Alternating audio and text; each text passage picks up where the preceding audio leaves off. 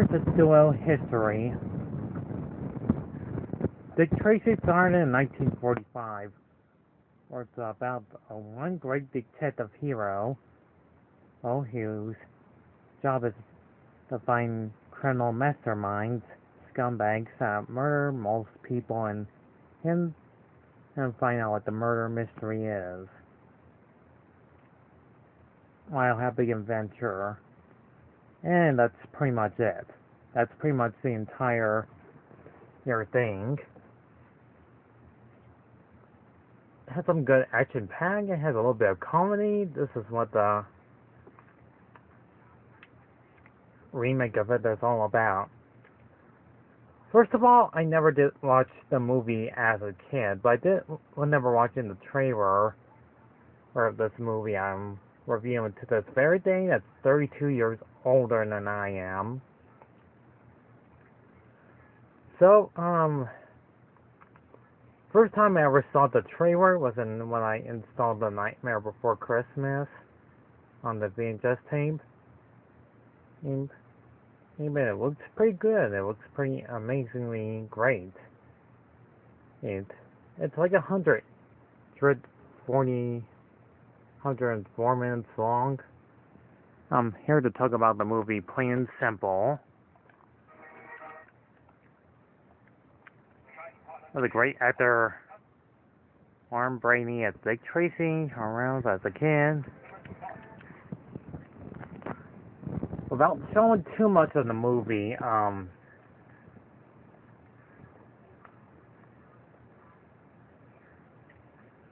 this movie's plot is plain and simple of Dick Tracy taking on a few goons here and there. And their makeup design looks fabulous. Look at that. Look at that guy's forehead. The way they give these guys makeups all over their faces looks like they're based off the comic book. Well, look at this guy's head. It looks humongous. And it's weird. Like mutant weird creature characters. Like a cartoon.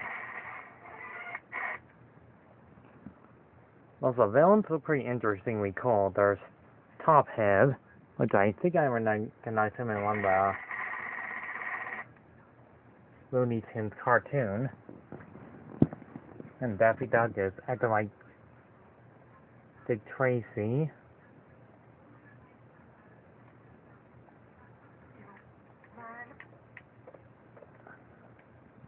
Not to mention the effects of the city looks exactly like on the comic book. Looks story. Also, there's a female antagonist, Breathless, who's basically in for Tracy. She has a huge crush on him. But her real goal is to take down the main villain of the story, Big Boy. And is doing just to play along, and looks like he succeeded outwit the bad guys. There's even a scene where Dick Tracy helps out a boy named, Kid, and who's an orphan. Except Dick Tracy taking on this big ugly dude. They've been saying the most funniest line in the movie.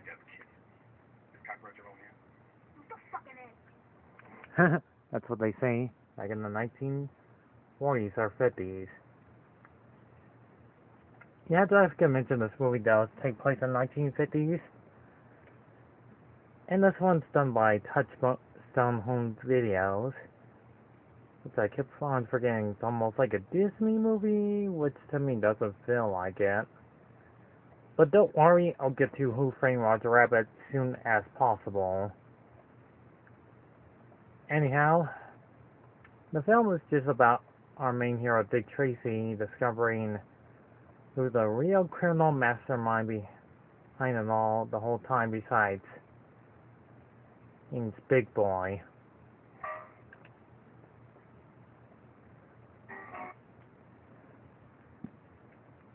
Which I can easily find this guy's movement like a hunchback like no Jordan character design.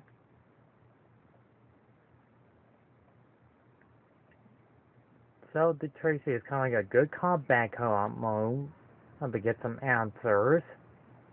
Not much else to say about this movie. It's just pretty darn good. Sure, it's really, really long, but it's a pretty interesting factor that this film was a big, huge box office hit on its $1 million budget.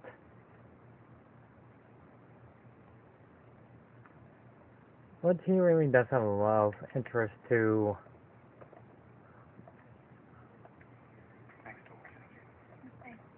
her. So not only that Dick Tracy has someone to love, but had to look after the kid too. One big happy family while taking down a few of the bad guys. One by one. This film is a big, huge, successful whole idea of being a humorous moment in it. It's, the word for it, remarkably perfect.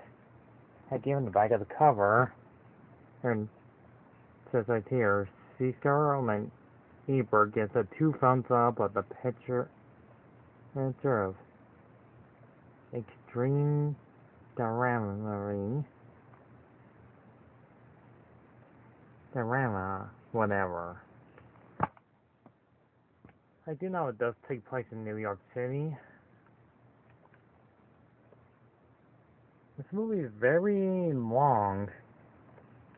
A bunch of bad guys tried to destroy Dick Tracy, but always fail at their huge success taking him down. They tried to kill him. They tried to blow him up. But since he took care of the kid, saved his life. Even the big boss man himself is not pleased of him always ruining their plans. And he wants to make sure he disposes of Dick Tracy once and for all.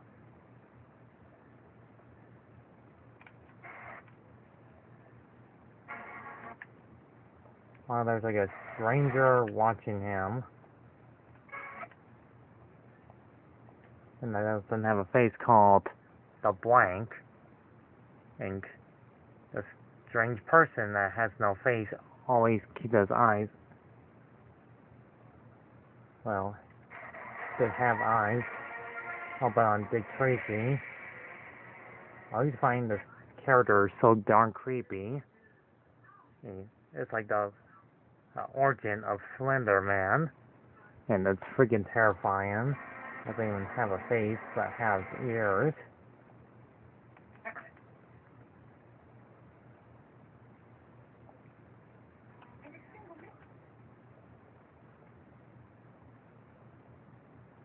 So, to make things plain and simple, Dick Tracy has they take him out and throw him in prison. Dick Tracy succeeded, and then later on gets framed from a crime he did not commit. And again, one of the villains will come out consciously and make like he murdered someone and throw him in prison. But we all know the kid, it is right that Dick Tracy didn't do it. It was them. And he's being framed it. It has some good music, great memorable moments, not to mention imperfect and quiet moments. It has romance. It has a bit of drama most of the time. And not to mention it does have some good chemistry in the word for it. Pure gold of wonderful ideas. Without giving it too much away, you might have to see the movie to yourself on how amazingly good this film is. This entire film is worth watching.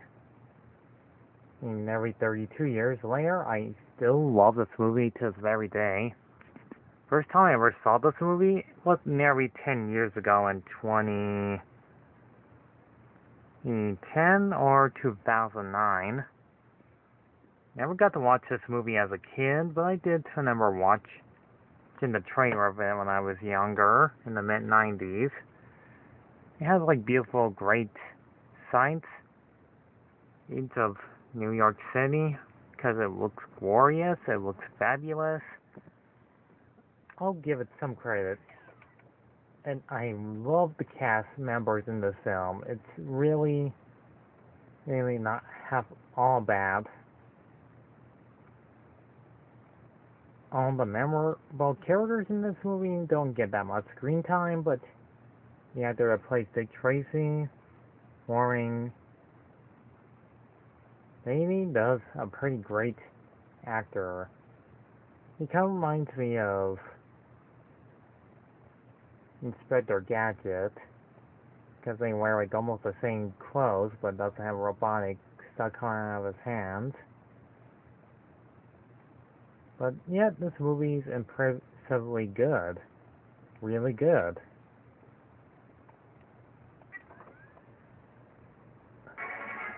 I mean, if you love Dick Tracy as much as I do, this movie will be for you.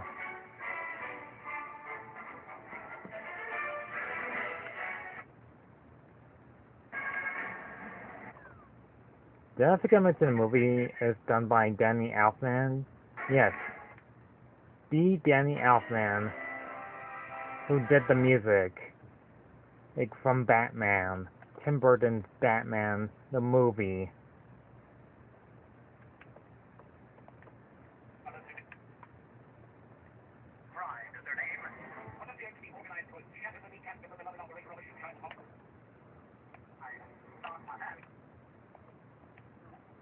So the movie Dick Tracy deserves to be remembered as being the greatest film on history, the website of all time.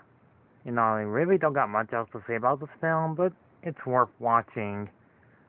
In that you're a huge Dick Tracy fan watching his movie. So I give Dick Tracy, the movie, a solid 8 out of 10. I really like this movie very much. Huge, big box office success. You're going to enjoy this one much as I do. And someday I'll get to play the NES game that's based off this movie. Is it really that bad of a game based off the film?